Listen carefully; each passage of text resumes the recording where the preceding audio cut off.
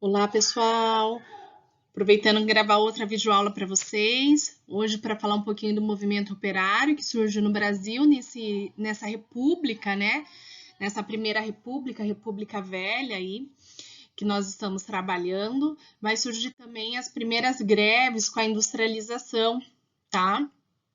Então, o que acontece? O Brasil no início do século XX, nós estamos abordando, né? E aí o que acontece? Nesse período começa uma industrialização na República, que ainda não existia aqui no Brasil, diferente já da Inglaterra e diversos países da Europa que estavam bem avançados.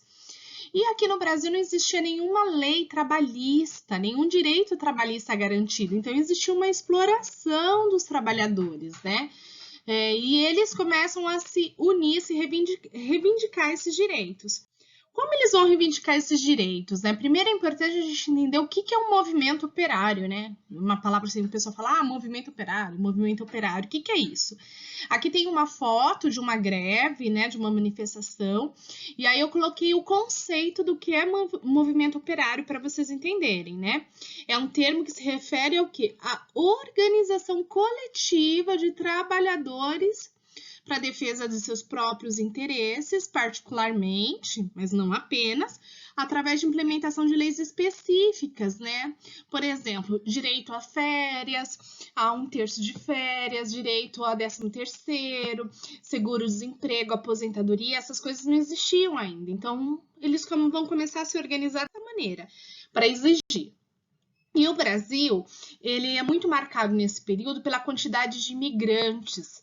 Então, a gente tem que ver que no final do século XIX, né, então lá em 1888, acabou a escravidão, a abolição da escravidão. O que acontece? Os estrangeiros, de maneira geral, foram atraídos para o Brasil, que tinha muitas terras. Eles vinham com diversas promessas, que iam ter terra para plantar, que iam começar uma vida nova. Quando eles chegaram no Brasil, não foi bem assim que aconteceu. Muitos foram explorados, os fazendeiros estavam acostumados a lidar com os escravos, e tratavam eles como se fossem escravos. Muitos foram para capital, para São Paulo, e foram para a capital do Rio, né? Então ficaram entre o Rio de Janeiro e São Paulo, nas cidades, em volta das indústrias que estavam surgindo. Muitas indústrias, inclusive, de estrangeiros, como italianos, indústrias têxteis, né? Então aqui tem uma outra gravura também de trabalhadores, né? Reunidos aí em São Paulo, muitos imigrantes, né? Qual que é a ideia? Eles vieram para trabalhar, né? E eles trouxeram algumas ideias novas que eu pedi para vocês pesquisarem semana passada. Eles trouxeram a ideia do anarquismo, que eu só vou comentar com vocês, que o anarquismo significa não governo. Eles são a favores da liberdade, da autogestão, então eles acham que qualquer lei é uma forma de controle, né? As leis são formas de controle e esse controle está ligado ao quê? A exploração do trabalhador e das pessoas. Então, eles vão trazer ideias aí da autogestão democrática. E ideias também comunistas. A gente tem que ver que a gente vai começar a estudar já a Revolução Russa, né? Que é uma revolução socialista. As ideias vindas, né? Vocês devem ter trabalhado do socialismo utópico e socialismo marxista, né? Vocês devem ter visto alguma coisa já. Então, o que acontece? Os trabalhadores vão começar a se unir em associações através dessas ideias que vão surgindo aí. A gente vai voltar e depois o que é anarquismo e o que é comunismo, tá? Então, essas reivindicações, elas vão ganhando força, volume, né? E vão surgindo as primeiras greves no Brasil, que até então não existia. Os italianos, alemães, né, portugueses, japoneses, acabaram ajudando essa mudança de pensamento, que aqui no Brasil as pessoas não sabiam direito o que era greve, esse tipo de manifestação. E os europeus, eles já tinham visto isso lá na Europa. Né? Isso já tinha começado no século passado, né? Os japoneses também vieram, foram muito explorados aqui no Brasil. E aí a gente vê assim, ó, na primeira década aí do século XX, né, no Brasil, o número de trabalhadores era muito alto, ó, chegava a 100 mil trabalhadores, a maioria no Rio de Janeiro e em São Paulo, tá? E aí eles reivindicavam melhores salários, jornada de trabalho reduzida, que chegava até 16 horas diárias, tá? eles lutavam, de certa maneira, contra a manutenção dessa propriedade privada, né, do Estado burguês. Por quê?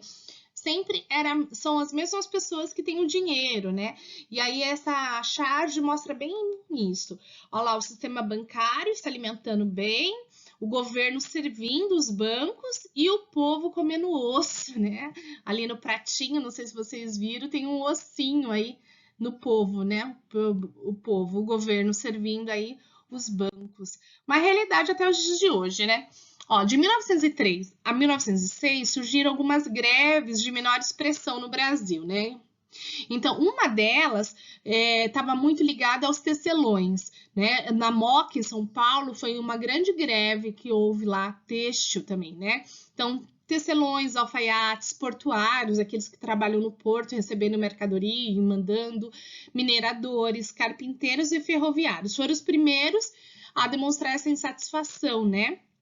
A primeira greve, ó, até anotei aqui do Brasil, foi numa fábrica de tecidos no Rio de Janeiro, tá?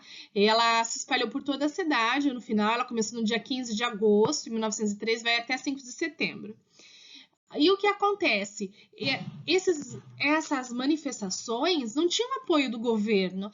O governo, o que ele fez? Ele expulsou estrangeiros que ele considerava uma ameaça à ordem e segurança nacional. Então, ele expulsava os estrangeiros. E aí, o que acontece? O povo começou a se revoltar com essa situação. Os estrangeiros, eles morriam de medo de ser chamados de anarquistas, porque eles podiam ser presos pela polícia a qualquer momento. Então, muitas vezes, a polícia também se aproveitava dessa situação para prender pessoas inocentes, dizendo que elas eram anarquistas, e se fosse estrangeiro, eles eram deportados, né? E aí, o povo foi se revoltando até ter uma greve geral em 1907, né? E aí aqui tem uma foto na Moca do século XX, né? Uma fábrica aí parada, a greve. Vejam que tem crianças nas fotos, não sei se vocês conseguem perceber. Era muito comum o trabalho infantil, né? Na França, na Inglaterra, até o século XIX, crianças menores de 8, 9 anos trabalhavam na fábrica. Só depois que eles vão proibir. Então, uma das principais greves foi a de 1917. Né? Então, essa greve de 1917, as pessoas foram para a rua, um movimento forte, né? Aqui eu coloquei, ó, a tensão tomou conta das ruas, sabe? Porque teve confronto mesmo, com barricada. As pessoas atiravam contra a polícia e vice-versa, porque os policiais mataram um jovem trabalhador, e aí os operários ficaram inflamados e as passeatas foram aumentando cada vez mais. Eles faziam barricadas no bairro do Brás, em São Paulo, sabe? E lutavam mesmo contra a polícia naquela época, né? E essa agitação da época também era marcada porque em 1917 eles sabiam que estava acontecendo a Revolução na Rússia, né? E também é o período da Primeira Guerra Mundial. Lembra que a gente estudou já a Primeira Guerra Mundial? Então, assim, tá acontecendo a Primeira Guerra, o Brasil tá na guerra, a Rússia está saindo da guerra porque ela está fazendo uma revolução. E aí o que acontece? O Brasil está sendo explorado, o povo, e ele acaba se revoltando. Então foi uma ideia, um pensamento que estimulou essas greves aí de 1917. Então, com todas essas agitações, o que a ação grevista ajudou, né? Ela vai formar partido político, né? Então vão surgir partidos políticos, aí a gente vai ver, né? Como o Partido Bolchevique Russo, né? Que então tinha um Partido Bolchevique Russo. Aqui no Brasil foi fundado o PCB, que era o Partido Comunista Brasileiro, com ideias socialistas, né? Comunista. E sindicatos também, que ajudavam a organizar esses trabalhadores nesse ramo da indústria, de maneira geral. Aí eu trouxe também para vocês aqui um quadro da Tarsila do Amaral, que a gente tem que ver, a Tarsila ela foi muito importante na Semana de Arte Moderna de 1922, vocês devem ter estudado um pouquinho em artes isso. A Semana de Arte Moderna no Brasil, a Tarsila do Amaral, esse quadro é de 1933, chamava Operários. É uma época, ela foi para a Rússia, inclusive teve contato com as ideias socialistas, né? Esse quadro está no Palácio Boa Vista, se eu não me engano, fica lá em Campo de Jordão, a visitação é gratuita, tá? E aí mostra os operários, se vocês olharem, tem pessoas de todas as etnias, negros, brancos, índios, então mostra todas as raças, cores, né? Só que o que eles têm em comum? Você pode ver que eles estão tristes, né? Cansados, parecem na foto. E atrás a gente vê aí as chaminés, né, das fábricas, das indústrias. Mostra bem o que? A questão da cultura brasileira, né, dessa migração de trabalhadores que nós tivemos, muitas pessoas de outros países, a nossa miscigenação no Brasil e uma classe social que não tinha acesso nenhum às leis, né? Não tinham leis que pudessem proteger, eram exploradas, e mostra bem essa questão dessas diferenças, né? O operariado cansado, sem esperanças, né? Então, mostra um pouquinho disso nesse quadro da Tarsila do Amaral, Os Operários, tá? E aí, ó, as ideias de socialismo e anarquismo, a gente pesquisou então na semana passada, né? Elas vão ajudar a Revolução Russa, como eu comentei com vocês, que vai virar a União Soviética, a União das Repúblicas Socialistas Soviéticas, né?